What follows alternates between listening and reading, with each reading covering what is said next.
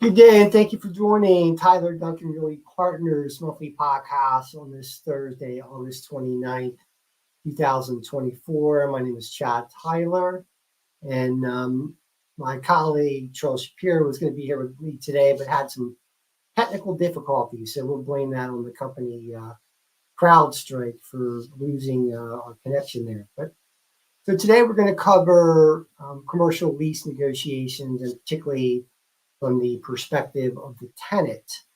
And we're going to focus on triple net leases, mainly because that has the most risk for a particular tenant.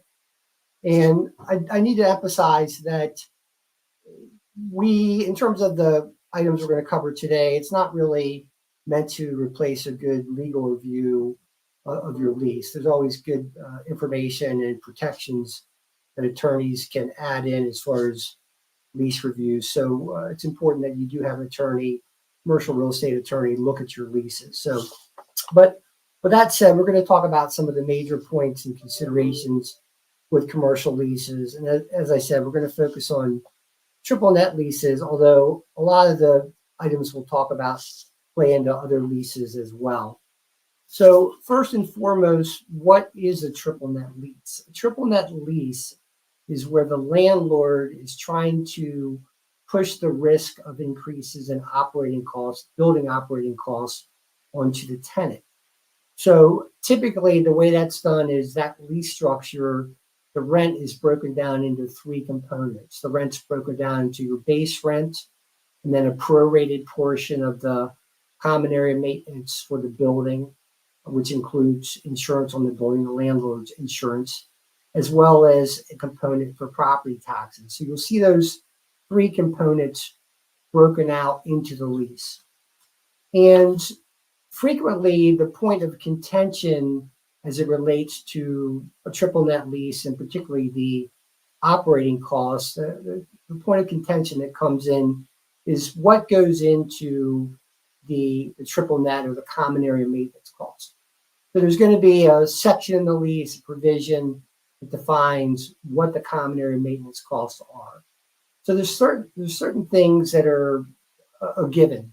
So for example, lawn maintenance, trash removal, snow removal, those things are pretty obvious. They're common area maintenance costs, and they're going to be included in what you're being charged. However, there's other items, mainly like capital improvement related costs that shouldn't really be there. They're not part of common area maintenance, but frequently landlords will attempt to have those built in or defined within the lease and within the common area maintenance costs.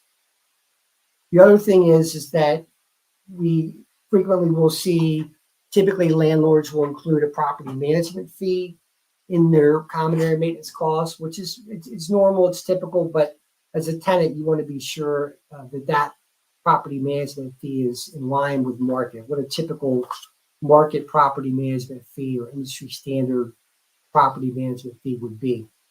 So in terms of how to try and moderate your CAM cost, your CAM exposure, potential increases in any given year, frequently we'll see landlords that are willing to put a cap or a fixed percentage increase on what's called controllable operating costs. So these are items where the landlord has a hand in being able to keep them under control in terms of costs from one year to the next. Largely things like lawn maintenance, that type of item. Items like trash removal are a little bit more nebulous and harder to control. So typically in terms of, again, trying to cap your risk and moderate your risk, we would define in more detail what the controllable operating costs are in the lease. And then we would get some kind of a fixed cap in terms of potential increases. Maybe 5% would be a reasonable number. The other item is that we would try and get capital improvements removed out of the CAM definition. Things like roof replacement, resurfacing the parking lot, major structural repairs on the building. Those items really should not be in the CAM, and we would always look to negotiate those items out of the the common area maintenance, or the CAM as we refer to it. Other protections that as a tenant you should be aware of as it relates to protecting your potential increases in CAM costs from one year to the next are your right to audit the landlord's expenses.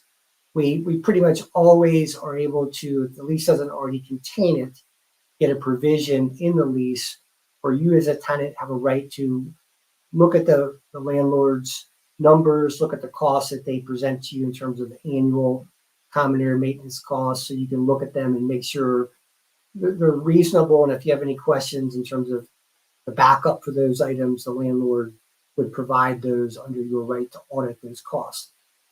And as it relates, jumping back to capital improvements, if in fact we could not get the capital improvements, certain capital improvements removed from the definition of common area maintenance, we would push to have a prorated formula. So for example, let's say that there's common area HVAC equipment. The landlord has to replace a unit, and typically a HVAC unit might have a life of 15 years on it. So let's say you had like 3 years left on what was a 5-year original term. So we would use your 3 years left on the lease divided by the 15-year life of the HVAC unit, and the smaller portion of that cost would be prorated to you, and also prorated based upon your square footage, with the landlord taking on the rest of the cost. So we've seen that done quite a bit, and that's something else we would push for. Moving on to other considerations, in the lease, important factors. Typically, every lease or most leases have an annual cost of living increase as it relates to the rent. So ideally, we would push to get a fixed percentage negotiated into the lease. In today's market right now, we're seeing on the low side increases that are around 2.5% increases, and then on the high side up to a 5% increase. So that's the range that we see right now. And sometimes, as an alternative to the fixed percentage increase in annual increase in rent, we'll see rents that are tied to an index. So, for example, the consumer price index, we'll see that you're tied to that, whatever that increase is, and it's reported quarterly, although you would have annual adjustments. So it'd be whatever the increase is for that year for the consumer price index. It's rare that we see, let's say somebody does a 3 to 5 year lease. It's rare that we see where that rent is fixed over that period of time. It does happen periodically, but it's not something we see very frequently. Moving on, another consideration is tenant improvements associated with your lease. So the important factor here as it relates to tenant improvements is a couple items. Number one, sometimes depending upon the strength of the market, whether it's a landlord's market or a tenant's market, and also the building type, is it warehouse, retail, or office, you can get certain tenant improvements negotiated into whatever rent you're quoted, and there's no add-on as far as an increase in the rent or amortization of added tenant improvements. And so at a minimum, for example, you're leasing some, let's say, office warehouse space. The office space is dated. The landlords are usually willing to maybe do repainting of that space, maybe recarpeting or reflooring at no additional cost. And again, it depends upon the product type. The office market right now is, as everybody knows, is a little bit softer. So landlords tend to be more aggressive with the concessions that they will give. Another important factor is that if you're doing fairly substantial tenant improvements that the landlord's going to both do and fund for you upfront, and then work that into your lease rate or your lease term, it's important to have that tenant improvement amount well spelled out in the lease, so you know exactly the component that you're paying monthly for that, as opposed to the landlord just saying, okay, you need, let's say, $50,000 worth of tenant improvements. We're going to add $2 a square foot onto your rental rate for over a 5 or 10-year lease.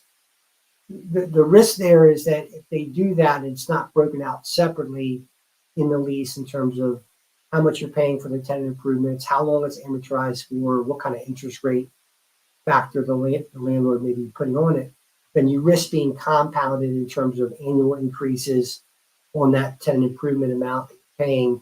Also, when the lease renews, you risk that you're paying a higher amount where the tenant improvement component should burn off that you're paying. Other factors to consider, or another factor to consider, is your option to extend the lease. So typically, we're always pushing for the opportunity for tenants to have the right to extend the lease after the original term. At least, let's say they do a 5-year lease term to start, we'd want at least one additional option for another 5-year term, or maybe 2 5-year terms, options for 2 terms.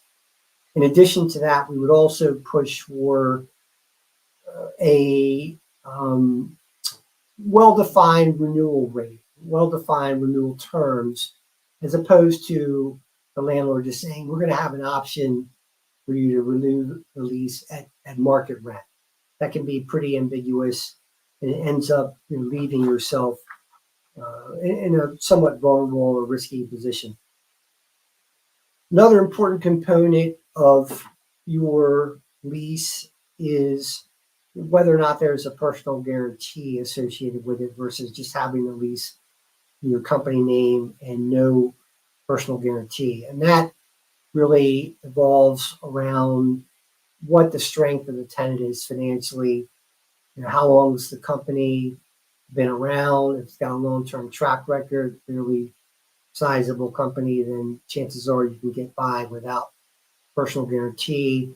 Also, the level of tenant improvements that might be done with the lease as well. If you have high dollar amount of tenant improvements, personal guarantee could come into play. If your startup business, there's a chance that depending upon individually what strength you have financially, you might be asked to personally guarantee the lease. And as it relates to that factor, if you are asked to personally guarantee the lease, it's written into the lease, and let's say you do a 5-year term and perform great, all rent's paid on time, then upon the renewal, it's a good opportunity to request that personal guarantee be eliminated. With retail spaces, moving away from the personal guarantee, I want to talk about exclusivity as it relates to your business type in a building. So this mainly comes into play with retail buildings where whatever type of business you are, let's say, for example, it could be a hair salon. Well, you don't want other hair salons operating within the same building that you're located in. So you want to put an exclusivity clause in the lease that prevents the landlord from putting other like-kind tenants or businesses in the building. In addition to that, moving away from that item onto just sort of some protections or trying to minimize your downside as it relates to if things don't go as planned with the business and you're trying to get out of the space. One opportunity is maybe to sublease the space, or maybe there's another tenant that wants to take it over. You could have the potential to assign the lease, but landlords often will make that very restrictive in the lease. So it's important that you look at that and can ideally get the opportunity to sublease the space or assign it, and with landlord's reasonable approval.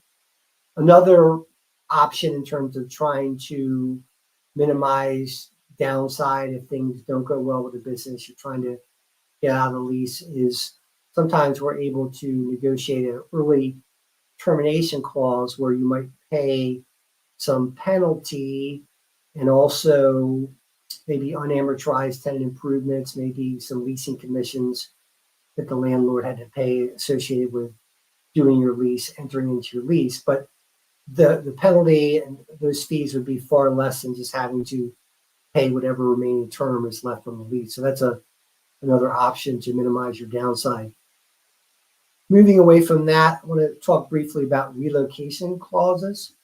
So again, this typically is more applicable to a retail building. And also, if you're a smaller tenant, it comes into play. Some larger prominent tenants, it doesn't really come into play much. But landlords will often reserve the right, particularly in retail buildings, to relocate you within the building. So you committed to a particular space, a 5-year lease, and you're 3 years into the lease, and for some reason, the landlord wants to move you to another space because he has a bigger tenant that wants to take over your space or something like that. So a lot of retail leases have that option for the landlord in the lease. It can be very disruptive. So obviously we'd like to try and negotiate it out to the extent that we can. I want to move on and talk about the maintenance of your lease space. There is a significant amount of maintenance obligations that landlords typically will try and put into your lease, and it opens up a fair amount of exposure, for tenants. But it would not be untypical, and this goes beyond a triple net lease. Pretty much all lease types have this, but it would not be untypical for the landlord to have things in terms of your maintenance responsibilities to include the HVAC, the plumbing fixtures, the lighting, the electrical, your front doors, your interior doors, all the glass storefront. So again, it's important to be aware of that, and there is opportunities sometimes to negotiate some of that out as it relates to the HVAC, particularly in your space. As I mentioned earlier, oftentimes we can get some proration of that, a split. If the HVAC has to be repaired, or I'm sorry, replaced, we can get some proration between the landlord and the tenant in sharing that cost. Basic HVAC maintenance, preventative maintenance is definitely going to fall on the tenant. There's really not an opportunity to do much in the way of eliminating that obligation on tenants. So I want to switch gears again and talk about insurance requirements. So pretty much every lease is going to have insurance requirements on the tenant, which are going to include some property coverage as well as general liability coverage. So the landlord will also have insurance on the building, and some of that cost will be built into if you have a triple net lease, will be built into your CAM costs. But separate from that, you're going to have your own costs for insurance, again, to include general liability and property coverage, and the landlord would have specified amounts in there. And usually for property coverage on the low side, it might be $500,000, general liability, typically $1 million plus. But beyond those insurances, which are really to the benefit of the landlord, it's important that tenants have business interruption insurance. So just by way of example, we have a building that we're partners in terms of ownership, and we manage the building. So it's a medical building. We recently had a sewer backup with the building, and we had substantial damage to some tenant spaces, and also some tenants were unfortunately disrupted with their operations for a few days and couldn't see their patients and whatnot. So we were asked by those tenants, some of the tenants expected to be able to come back and put some of that liability on us as a landlord, but typically any lease doesn't put that responsibility on the landlord, and tenants protect themselves with that financial burden with business interruption insurance. So moving on from that, we'll talk about dispute resolution. It's important that tenants understand their rights within the lease as it relates to dispute resolution. So periodically, landlords and tenants are going to come to some disagreement in terms of an aspect in the lease, and it could potentially get legal depending upon what it is and how big the issue is. So it's important for the tenants to understand their rights. Oftentimes you'll see in leases tenants are required or requested to waive a trial by jury if something was to go to litigation.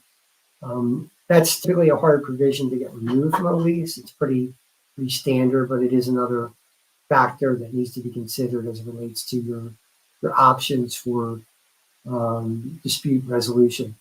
Also, as it relates to dispute resolution, you want to make sure that landlords are obligated to give you some reasonable notice. If the landlord believes that you are in default on a lease and for one provision or another, then you want to make sure that they have to give you proper notice and give you time to cure that default so that it doesn't get legal and you have time to deal with it.